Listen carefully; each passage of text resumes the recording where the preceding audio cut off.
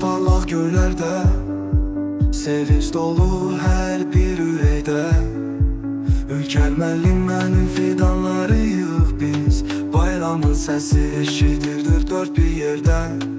Səma, Əli, Həsən, Əli hamımız bir yerdə. Xədicə, Dəniz, Gülay sevinir hələ də. Röya, Əsnad, Ziyadır dostluqla dolu. Hümay, Bünyamin, Sübhan birlikdə xoşbəxtdir bu yolda. Bu yolda bayramınız mübarək, gülür bütün üzlər. Fidanlar böyür, həyat dolu izlər. Əsmayla günəşdən nur saçır hər yerə. Sevgi dolu səsiniz yüksəlir göylərə.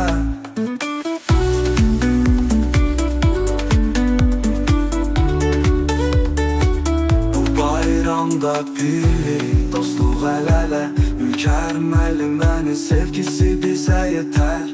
Hər addımda bir ümid, bir işıq doğar. Fidanlar bir gün meyvə verər, bəhrə gətirər. Bugün şeir dolu, nəğmə dolu ürəklər. Bizimlədir ümid, bizdən doğar gələcəklər. Birliklə keçərik yol.